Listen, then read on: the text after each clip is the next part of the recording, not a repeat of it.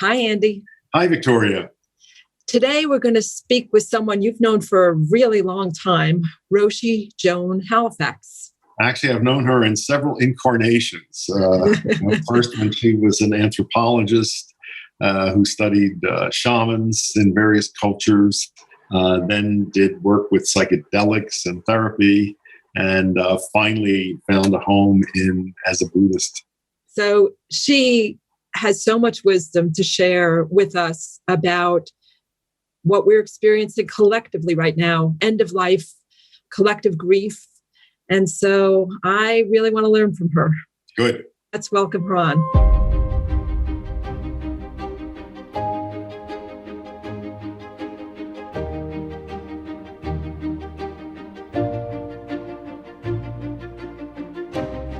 Roshi Joan Halifax is a Buddhist teacher, Zen priest, anthropologist, and author. She is founder, Abbott, and head teacher of Upaya Zen Center, a Buddhist monastery in Santa Fe, New Mexico. Roshi Joan received her PhD in medical anthropology in 1973. From 1972 to 1975, she worked with psychiatrist Stan Groff at the Maryland Psychiatric Research Center, where they did pioneering work with dying cancer patients using LSD as an adjunct to psychotherapy. Roshi Joan has continued to work with dying people and their families and to teach compassionate care of the dying. Her work and practice for more than 4 decades has focused on engaged Buddhism. Welcome, Roshi Joan. Thank you so much, Victoria. Very nice to be with you again and to see my old friend, Andy. So I want to begin with a quote from one of your books, Being with Dying. You wrote, "I witnessed again and again how spiritual and psychological issues leap into sharp focus for those facing death. I discovered caregiving as a path and as a school for unlearning the patterns of resistance so embedded in me and in my culture."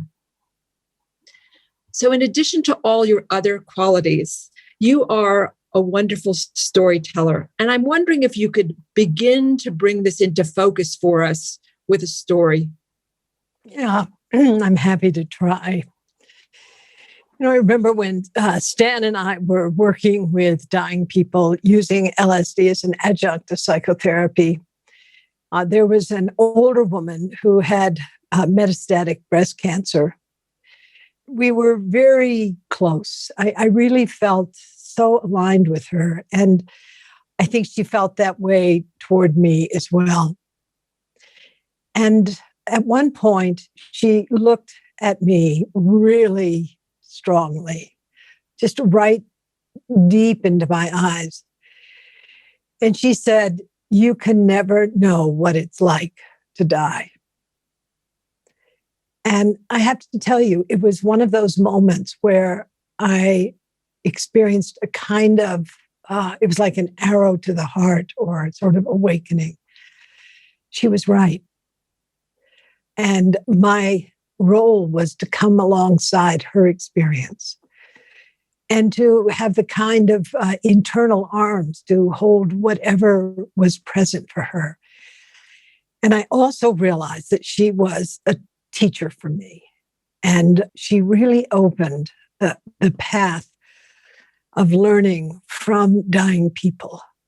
That the only thing that I could bring to people who were dying wasn't good advice. It was presence. It was presence that maybe was characterized by care and courage. So I will always feel a debt of love in a certain way for what she taught me. And from that point on, I felt I was a student to people who were dying.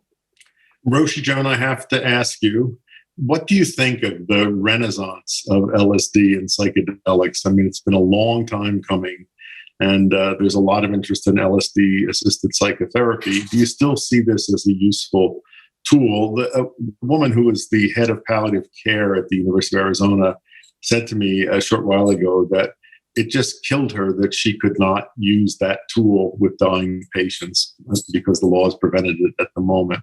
What do you think about that? So it's a very powerful substance, as you're well aware, Andy.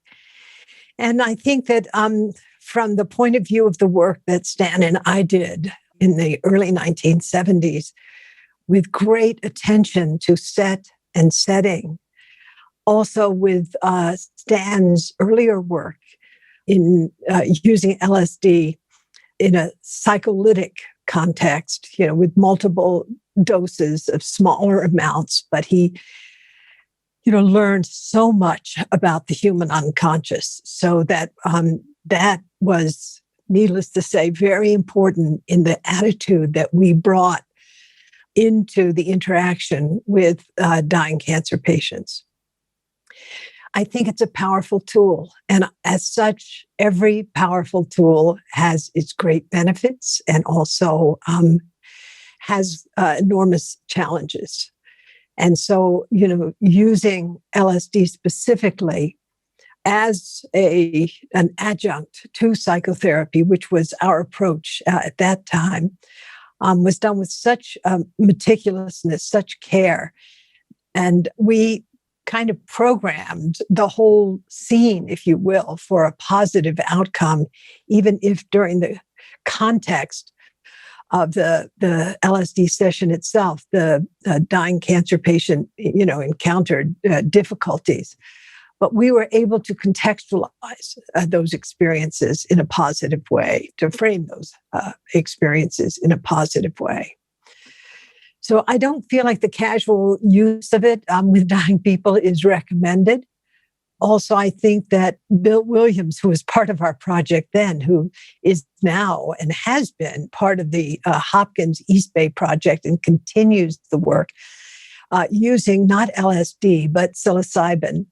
I have a feeling psilocybin is a little more merciful than the, quote, single overwhelming dose of 600 micrograms of LSD, which, produced a pretty overwhelming effect. So I have a feeling that psilocybin is a better medium, and it's something I think would be valuable to ask Bill his opinion. This is just my opinion drawn on my experience from decades ago. But I think it's worthwhile. It's not for everybody. And honestly, Andy, when Stan and I went our separate ways, I wanted to continue working with dying people, which I did. And also I realized that the experience of dying involved a really profound transformation of consciousness, and that maybe it wasn't necessary to actually amplify things to the degree that we did at the research center. But the outcomes of the research were consequential. They were very positive. And again, I think, we were invested as therapists and researchers in producing positive outcomes. So, we just entered into these relationships wholeheartedly.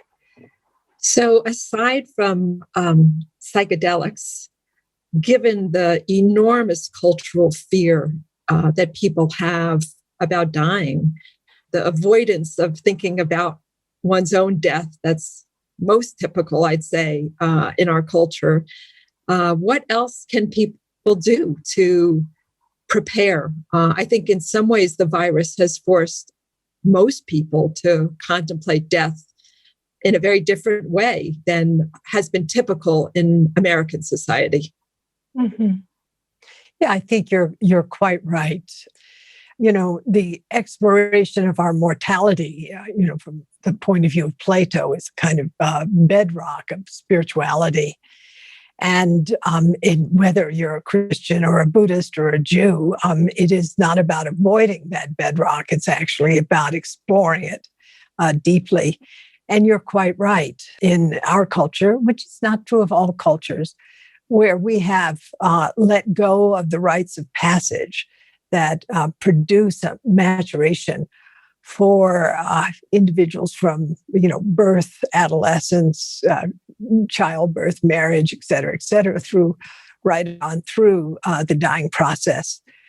We don't have those rites of passage, which give one the kind of existential opportunity, the lived experience of what it means to go through death and rebirth. And so the lack of examination of oneself and of these very fundamental existential perspectives that abide within the psyche, but are unexplored, it's really, now we're up against the wall. Globally, we're looking at over 2 million deaths. In our own country, we're over, at this point, at this time of this interview, well over 300,000 deaths, I believe. And so in a way, death is on our shoulder all the time anyway. But now with this pandemic, we're really pushed either to look at what death means, how we can die well, and what it means to actually explore our mortality, not as something that is terrifying, but is actually liberating. Andy, I'm wondering from your life experience, how you might answer that question about what could the average human being do to prepare for their own death? What practices, what experiences? I don't know that I'm an expert on that, Victoria, but I would say the main practice is to constantly be aware of your mortality, and not to try to shut that out of your consciousness, which is the habit most of us fall into. One extreme form of that is Buddhist practice of meditating, or Hindu practice also of meditating in graveyards. That's extreme. But even to see a corpse, in medicine, I very rarely saw a patient actually die. That was mostly something that nurses, saw. But I think that let the reality of death into your life, not to try to exclude it, is really important. I would say I think about my mortality every day in some way or other. And I think that's a good practice. I heard Deepak Chopra recently say that he was doing a meditation practice of trying to really experience the world when he was gone. What would reality be like when he was no longer existing? There are all sorts of things like that one can do. One of the things that I have done is during shavasana, which is the very last pose in a yoga class, it's sometimes called corpse pose. I think about being gone, being an actual corpse. And usually the first thing that happens is I think of my mother, who died very unexpectedly. And for many years, that was actually very comforting that my mother's image would come to me at the end of a yoga class. And I would think, I'm gone and I'm going to be with this loved person in my life. And then when my father died, I was like, what do I do now? And I had a yoga teacher who said, well, how about breathe in mom and breathe out dad? And, there was a way in which I was trying to, hold, the presence of both of these obviously seminal people in my life in that moment. But the other thing that I really noticed is the letting go of burden. Like, okay, there are all these things I'm carrying, but if I'm dead, someone else picks them up, doesn't pick them up, but they're no longer mine. That's wonderful, Victoria. There are specific practices in Buddhism that give one the opportunity to actually explore psychophysically, if you will, the dying process. It's called the dissolution of the elements, where the earth element dissolves into water, water into fire, fire into air, air into space. And each of those relates to what are called the skandhas: form, feelings, perceptions, mental formations, and consciousness, space. And it's very powerful. In our Being with Dying training, we actually just a few days before the end of the training, and I'm always a little quaky doing it, the 60 physicians and nurses on the floor of our zendo in the sleeping lion position, being taken through this very powerful visualization. And I'm always like, oh my gosh, if they knew that they were going to be doing this when they get CMEs. But anyway, do this in the process of this training. They might not have, signed up. But anyway, that has been one of the most powerful things about the training. Partly it's because the community, there's a great deal of trust, a feeling of safety. We've explored things, deeply with each other. So when we get to that particular practice, people are, very open to exploring things. But it is, the Tibetans kind of nailed it. And though it's done while one is, before one is in the active dying process, what is fascinating about that particular practice is that if you have sat with dying people, or you've had a huge case of flu, or you've been with people who are very ill, or the aging process, it kind of tracks psychologically from the point of view of the sensory experience, and also physically what happens as one unbinds from this world. And there's another practice. Oh, I want to mention, before I mention this other practice, one of the things that I think is interesting at the so-called death point, there are inner dissolutions, but death from the point of view of Tibetan Buddhism is understood to be the ultimate moment for liberation, for freedom. And I think it's, it's like instead of being some kind of unidirectional gravitational surface where you're just shot into, whatever, forgetfulness and so on, it's the opportunity, the greatest opportunity for awakening, for liberation. And so that the practices that one has done, for one's whole life, prepares one for that moment, that big, extraordinary phase shift that occurs around dying and death. But another thing that comes from earlier Buddhism, which was described in the Anapanasati Sutta, is actually, you mentioned, Andy, the charnel ground meditation. It is actually visualizing yourself as, or a corpse, as yourself or someone else is recently deceased. And then you go through the process of decay and finally to dust. And it brings back one of the really important teachings in Buddhism, and it's one of the most essential realizations, and that is the realization of the truth of impermanence.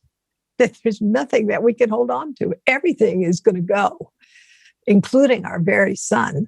So understanding how impermanence is a constant. It will prevail. Our end is inevitable.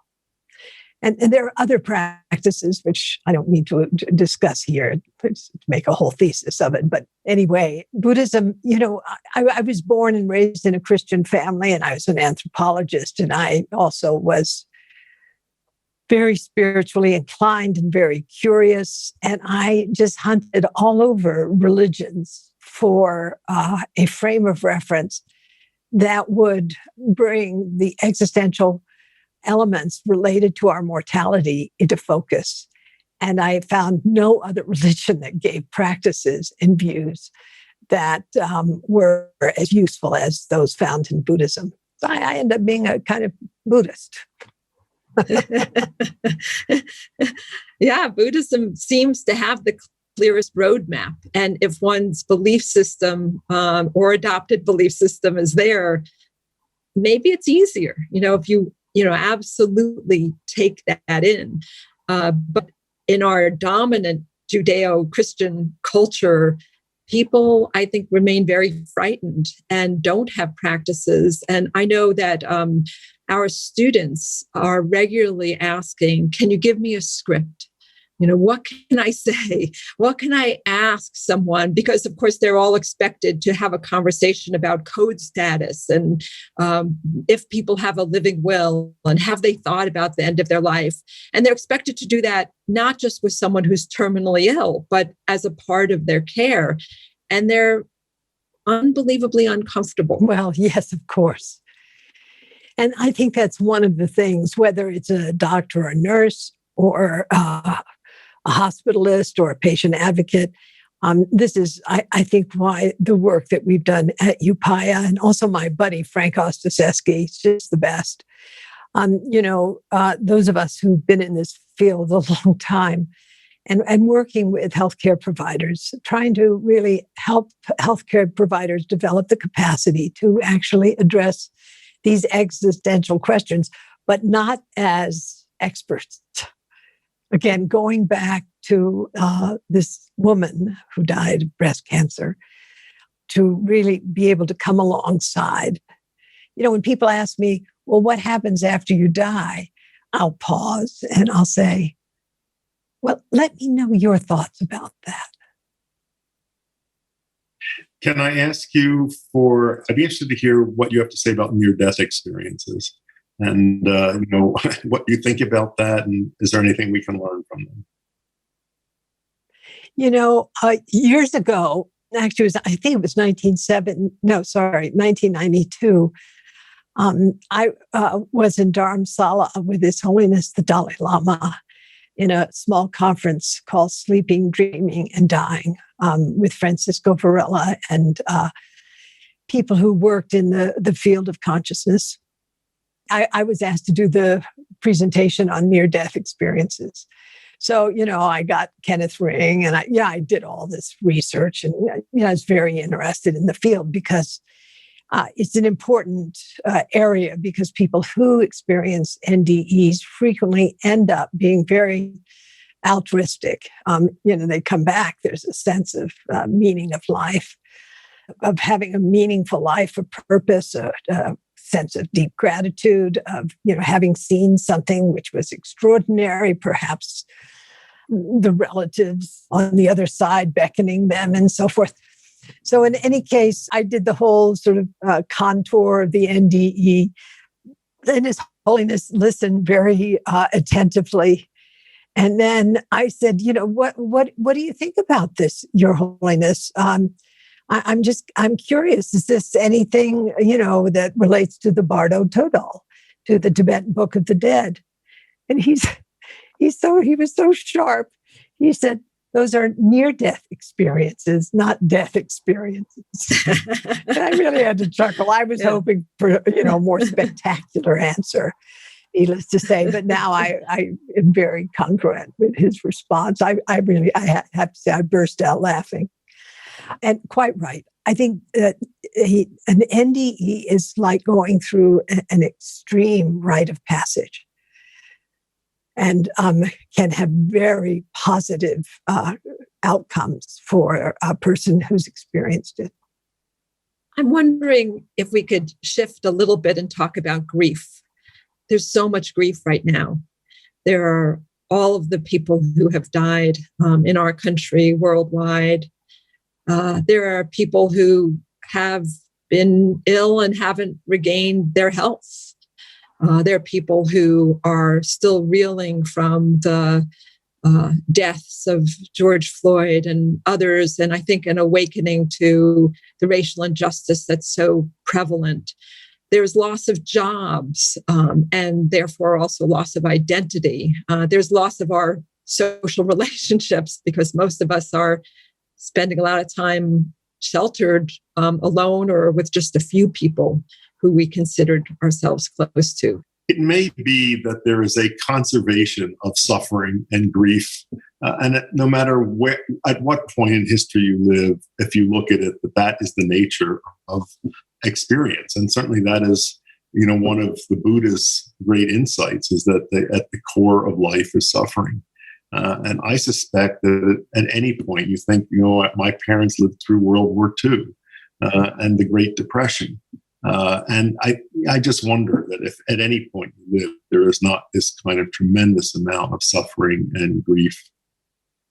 The forms may change. Andy, I think that's a very important point. And on the other hand, there's something so in your face about this pandemic. And there's something so in one's face around the Second World War, around the bombing of Hiroshima and Nagasaki, around various plagues and wars that have circled our globe. But I think that Victoria is pointing towards something else that is important, that would also, relate to the Depression and to war. And that is that the sense of radical uncertainty that people are experiencing, that is now global. It's really shared around the world. And also another thing, for example, there are more people in lockdown today than there were alive during the Second World War, and where our social relations are actually often perceived as threats to our well-being. So, somebody delivers groceries to your car, and you're masked up, and you're just hoping that they haven't coughed on the bag, so to speak. So, there's a different kind of wariness that, at least in my lifetime, and you and I are more or less the same age, I think, Andy. I don't know. How old are you now? I'm 78. Oh, me too. That's right. Yeah, we share we share the same age. A distinction about this time may be the global awareness of it. We did not in the past have social media. We did not have television news linking us all together. When you look at the 1918 flu, which had a much higher mortality, people in one part of the country weren't aware of what was going on in another part of the country. So I think this kind of global awareness of the situation makes it different. And I think also, Andy, the loss of our daily structure, the loss of social contacts, multiple losses, millions of jobs, people's savings and homes, have been, that figures into the equation. And things like people not being able to see their loved ones, like my friend Maya, whose parents are in an elder care facility in the southern part of Santa Fe, where she can't even access her parents, and they're both positive. What about people dying alone and not being able to see their immediate relatives? Exactly. And the effects of this, for example, on healthcare providers, and that's something, for decades, as you know, Andy, I sat at the bedside of dying people.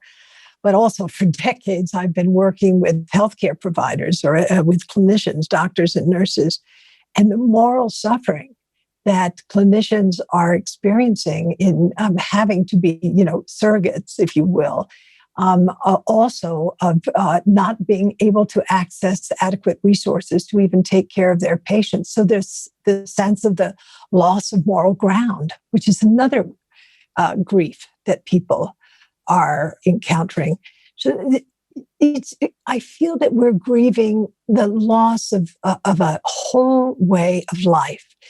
But it's also showing us many things, including, who our friends really are, whom we really care about, how important our relationships are, how fortunate for those of us who are currently free of the virus, that we can have relative health, often because of privilege. It's also showing us the racism in our country, the classism in our country.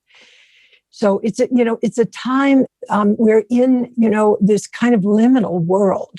We're not out of this. I've said quite often in the past 6-8 months that it's like a global rite of passage that we're experiencing right now. We don't know what the outcome will be, but we don't think we'll be going back to the old normal. So as someone who's been engaged in active Buddhism, not sitting in a cave, but rather taking all the teachings and putting them into action in the world. As we can come out into the world, are there steps we can take to recover from what we've experienced and maybe to create a different world? I remember something that Terry Tempest Williams wrote. She said, a good friend of mine said, "You are married to sorrow." And I looked at him and said, "I'm not married to sorrow. I just choose not to look away." And I think it's really important that we not look away. This time that we're in is real. I doubt if in the lifetime even of younger people, it's 100 years, a little over 100 years since the Great Plague of 1918, the pandemic of 1918. This is so radical, so wild what we're in. It is global. We're so hyper-connected and yet we're distant. Our mortality is right in our face. Uncertainty is now our way of life. We have no idea what is ahead. And as a result of that, what we're seeing, and this is kind of wild.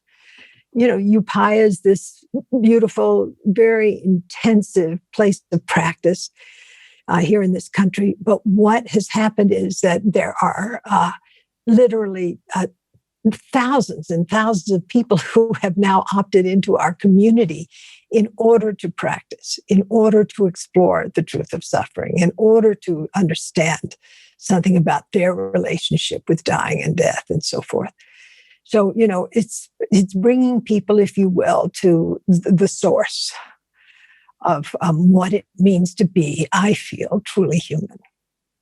Andy, you have spoken about how you learned about the 1918 flu epidemic because your grandmother told you stories about it. And yet it mostly is not a story we've told very often in our society. I mean, I know there was a book, I don't remember now whether it's a decade ago or 15 years, The Great Influenza, but we mostly actually didn't bear witness. I think we mostly put the lid on it as fast as we could. Now, you've heard me say that, I don't know how old I was, but it seems to me I was something in the realm of 7, 8, 9, 10, that my grandmother used to tell me these stories of Philadelphia, which was the hardest hit city on the East Coast. And she told me these stories of horse-drawn carts of corpses going through the streets of Philadelphia.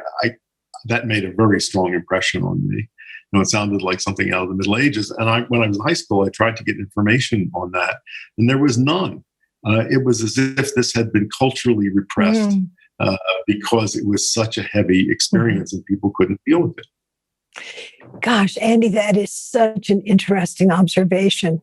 I wonder what that did to the generation that came out of that pandemic.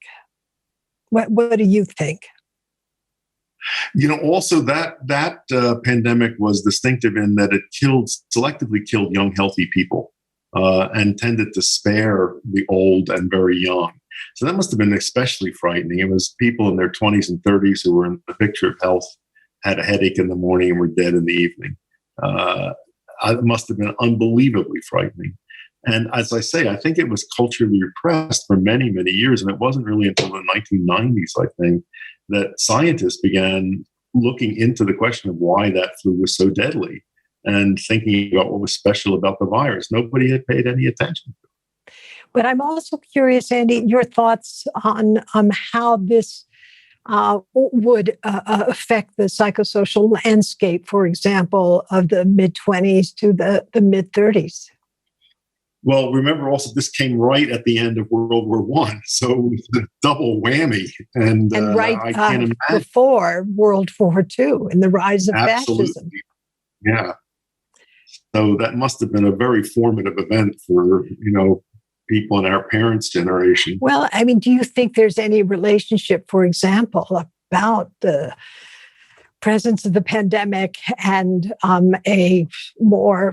this might be too far out for us to talk about in this context, but, what's happening in this country politically at this time? Well, I think when people are afraid and there's great uncertainty, there's a tendency to gravitate toward those who tell you how it is and make sense of things and seem to represent order and stability. And maybe that is something that leads people toward fascism and leaders who espouse that kind of philosophy. Anyway. Interesting observation. Thanks, Andy. So I'd love to hear closing thoughts that would help us with the grief, especially, we, as you do, train a lot of healthcare professionals. And while suffering may always be a part of life, they are seeing more death than is at all common for doctors in training. And they have been really brought to the brink. One of our faculty who works with residents, Patricia Levinson, told me recently that they're beyond burned out. They just have suffered and seen so much suffering. And I want to know what we can do. I haven't been providing hospital care. What can we do to help heal? Well, this is a really powerful question, Victoria. And one thing I want to say is that it is essential, I believe, at this point to acknowledge the moral suffering that clinicians are experiencing, including, moral distress, moral injury, moral outrage, and moral apathy, or, the numbing out experience. And also experiencing moral disengagement. And identifying, these domains of harm, internal harm that arise from confronting the dying in the magnitude that clinicians are confronting, and not having the internal resources or the external resources to provide adequate care. So it's a violation, if you will, of one's own vows as a clinician. And I believe that we will be involved for a long time in repair, in addressing these harms to one's sense of, what one's very character. Now, I know at your place and at my place, there's a big emphasis on the value of contemplative practice in terms of engendering insight, but also, most importantly, the importance of compassion. And, years ago, I did a heuristic map of compassion and then developed a tool called Grace, which it allows people in a very direct way to cultivate compassion while they're interacting with others. These kinds of practices, I feel, are really important to share with clinicians. And also for clinicians to understand that compassion is a win-win-win situation. That is, we know now from the point of view of neuroscience and social psychology that experiencing compassion has interesting health benefits and also psychological benefits. We also know that people who receive compassion are benefited. And we also know that people who witness those who are compassionate feel morally elevated and want to engage in acts of altruism and compassion. So I think one of the really important things for us to do in this process of confronting the trauma that many clinicians are experiencing, and the moral suffering that many clinicians are experiencing, and naming it, working with it skillfully, is to actually provide the tools for clinicians to go back into service with more capacity. And those tools, I think many of them are not, just in the sort of simple algorithms of giving care, but they have to do with the development of internal qualities related to attention and intention, insight, and so forth. I think it is useful always to remind oneself and others that grief and grieving are normal processes. They are, in fact, healing processes. That is the way that we come to terms with loss and suffering, accept them, and move on from them. And it becomes a problem when people get stuck in some phase of grief, and we can help them out of that. But I think realizing that that is an absolutely normal reaction and a desirable one, and it is in fact a healing process. Andy, I think this point is really important.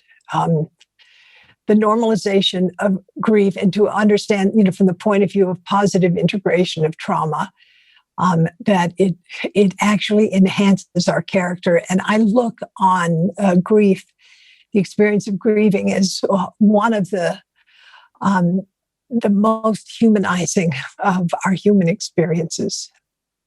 For example, just the blessing of humility, and to know that loss is inevitable, and the cherishing of relationships, and the development of moral character. And the experiences you suggest, Andy, that spiritual transformation is often the outcome of grief. Well, that seems like a very hopeful and beautiful note to end on, that the grief can lead to transformation of character. I want to thank you so much for spending this time with us, Roshi Joan. We are deeply appreciative. Thank you. It's so great to see my old buddy. We're old now, Andy. Yeah, really. Really. Lovely to see. Well, thank you both. It was an honor. Yeah, good to see you. I want to, just one last thing. I heard you say on someplace you were interviewed, that grief is love that has nowhere to go. Yes. And I wonder whether that's why so many people are reaching out to your center. Because if we can come together communally, it gives it a place to go. Yeah, this is what I'm experiencing now, this extraordinary intimacy, even though we are physically distant one from another. But we're, through this fascinating technology, able to meet each other in ways that we never anticipated. And we've been driven together by the pandemic and the suffering in this world. Thank you. Thank you. Stay well. Thank you so much. Bye-bye. Listeners, this is Dr. Victoria Mazes. We would love for you to send us your questions for Andy, myself, or for our guests. You can call us and leave a voicemail by dialing 520-621-3950. Again, 520-621-3950. Or you can submit a question by going to our website, azcim.org/podcast.